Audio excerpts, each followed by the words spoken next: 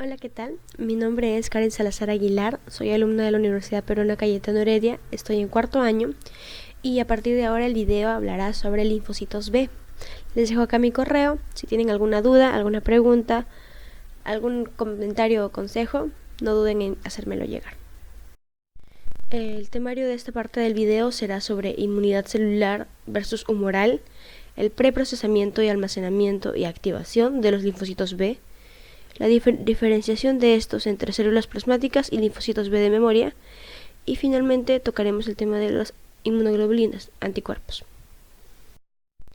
Muy bien, con respecto a la inmunidad, es importante que se tome en cuenta una división bastante grande de esta, como inmunidad innata, que son las barreras, las mucosas, y la inmunidad adaptativa, que es más específica, más compleja.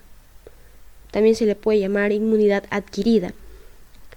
Esta se divide en dos normalmente, que son la inmunidad celular y la inmunidad humoral. La inmunidad celular, como vemos acá, se trata de linfocitos T que ya han sido tratados en el video previamente. Y en cuanto a la inmunidad humoral, se refiere a linfocitos B, que es justo de lo que hablaremos a partir de ahora. Los linfocitos B son los encargados de liberar anticuerpos. Es la forma en la que se expresa, es la forma en la que actúa, mediante anticuerpos que se liberan al espacio extracelular. Así que cuando hablemos de linfocitos B, vamos a estar hablando de la protección en el espacio extracelular. Ahora, con respecto al preprocesamiento de linfocitos B, vamos a primero recordar dónde se da este proceso durante la vida. Comienza con, obviamente, cuando uno es un feto, que se da en el hígado. Se da en el hígado este preprocesamiento hasta casi finalizar esta vida fetal. Ya hacia el final de la gestación, el bebé pasa de preprocesar sus linfocitos B en el hígado a hacerlo en la médula ósea, donde va a hacerlo hasta que sea adulto. Ahí es donde se da usualmente, y desde ahí es que vamos a hablar de este proceso. Aquí vemos cómo está en la médula ósea una célula precursora hematopoyética, que esa, como sabemos, puede dar lugar a muchas células.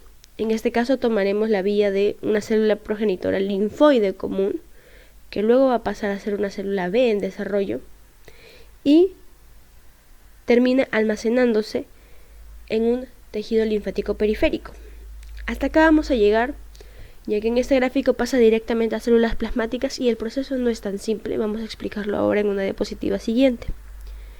Pero es importante que tomen en cuenta esto, cuáles son los pasos previos a formar una célula B en desarrollo o una célula preprocesada. Muy bien, ahora vamos a tomar como si este gráfico abstracto deforme fuera el tejido linfoide del que estábamos hablando, donde se almacenó el linfocito B preprocesado. Pero es que no hay solo un linfocito B, ni dos, son millones de linfocitos B que van a ser almacenados en el tejido linfoide. ¿Y por qué me importa si son millones o son 3? Porque cada uno de estos millones de linfocitos B es diferente y específico.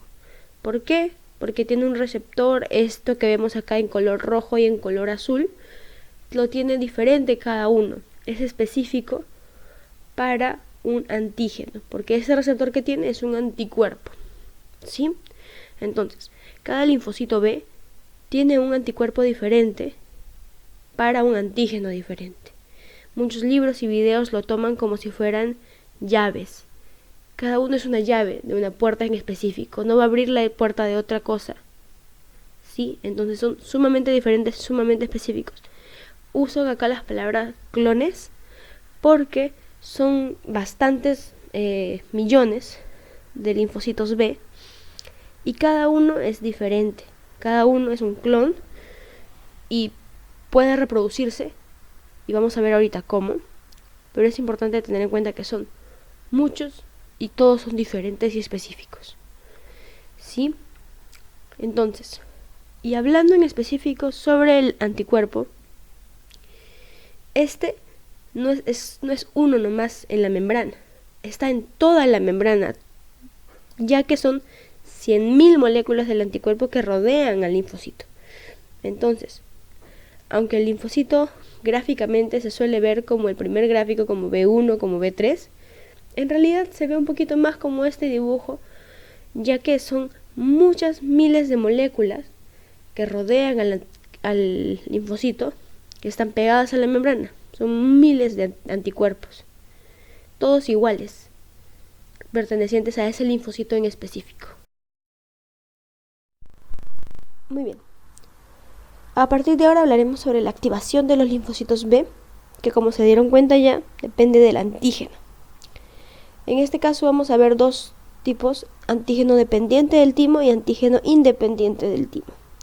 ¿Qué significa dependiente del timo? Vamos a ver ahorita. En este caso vemos a este antígeno que ha ingresado al órgano linfoide, donde también se encuentran las células B, los linfocitos B preprocesados.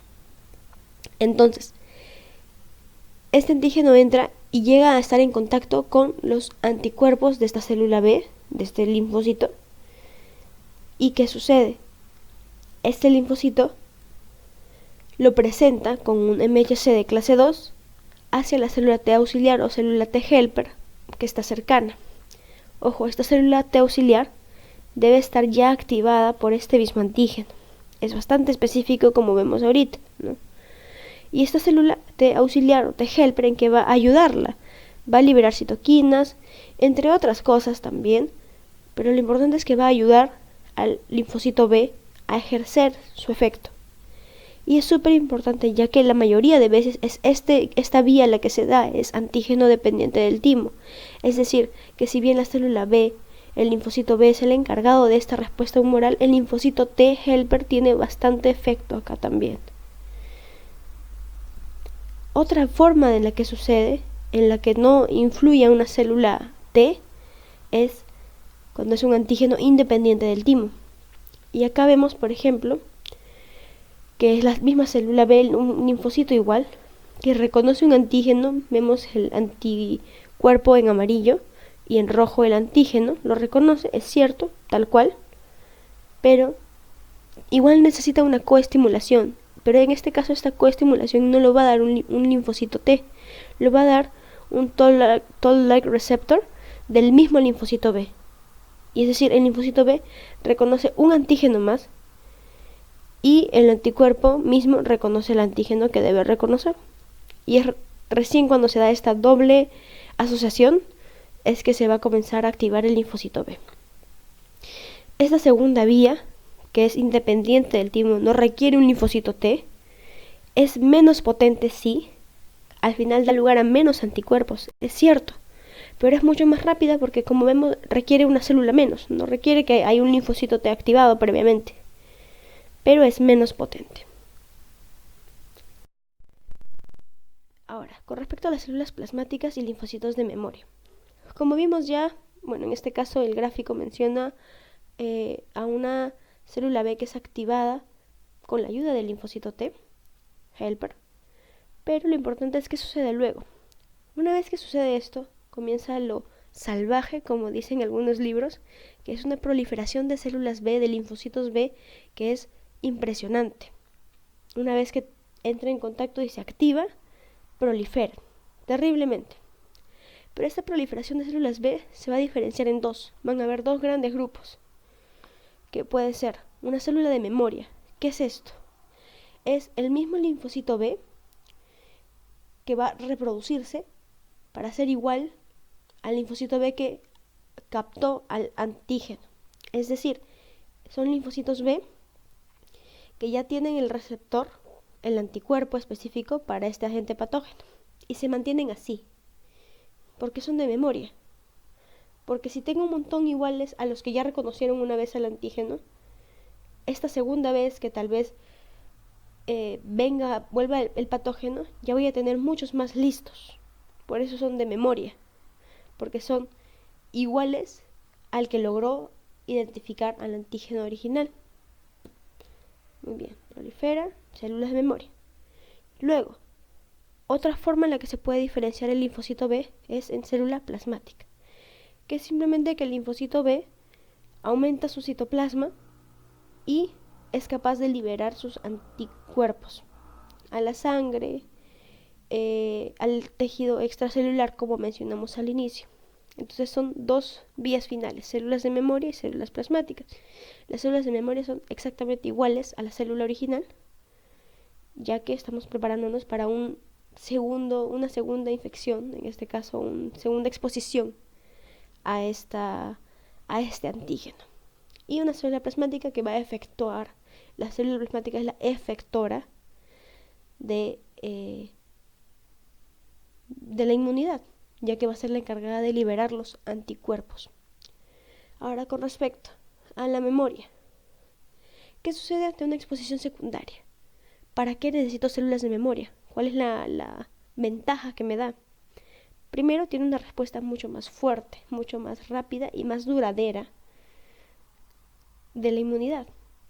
Es decir, si yo fui expuesto una vez a un antígeno de influenza, por ejemplo, y logré hacer células de memoria, la segunda vez que me exponga voy a poder responder mucho más fuerte, voy a tener más anticuerpos contra eso, voy a responder más rápido, no voy a comenzar a producirlos en días, voy a comenzar a producirlos en horas, voy a responder más rápido y va a ser más duradero, es decir, esos anticuerpos van a estar en la sangre durante varios días, voy a poder protegerme mejor. Es por eso que es importante la exposición secundaria, incluso se usa para explicar cómo funcionan algunas vacunas.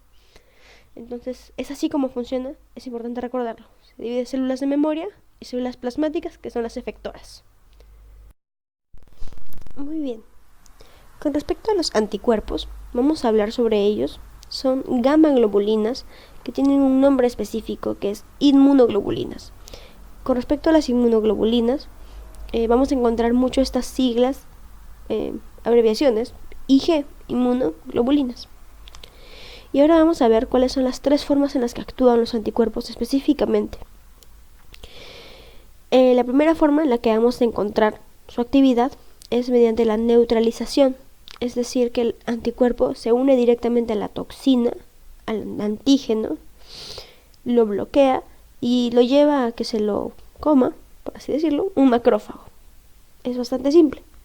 La segunda forma en la que actúan estos anticuerpos es mediante la opsonización. ¿Y qué es lo que sucede? Similarmente, el anticuerpo se acerca, en este caso es a la bacteria o al virus, incluso al parásito general, no solo a la toxina, sino al ser, a la bacteria, virus, parásito, y la marca. Y es que se da la opsonización, ya que llama un macrófago para que igualmente digiera a este antígeno. Y finalmente, la tercera forma en la que actúan es mediante la activación del complemento. Ya como ya sabemos cómo funciona, se acercan los anticuerpos otra vez a la bacteria, puede ser en el plasma, y esta es lisada. Muy bien. Para finalizar con los tipos de inmunoglobulinas, hablaremos de los 5 que encontramos en el cuerpo humano, que son, en primer lugar, la inmunoglobulina A, que es la que encontramos en mucosas. Es bastante importante y bastante básica en la vida humana diaria. La inmunoglobulina D, que es una que no se secreta y solo actúa como receptor celular. Y la inmunoglobulina M y G, con la cual hay bastantes discusiones, a veces uno olvida. La inmunoglobulina M es de producción inmediata, ¿sí? Es decir, cuando uno es expuesto por primera vez al patógeno, se secreta, ¿no? Es algo agudo, es del momento. Cuando uno está expuesto, se secreta inmunoglobulina M. La IgG, inmunoglobulina G, es de producción tardía, es decir, es cierto que yo puedo tenerlo ahorita, pero significa que yo he tenido antes de esta exposición.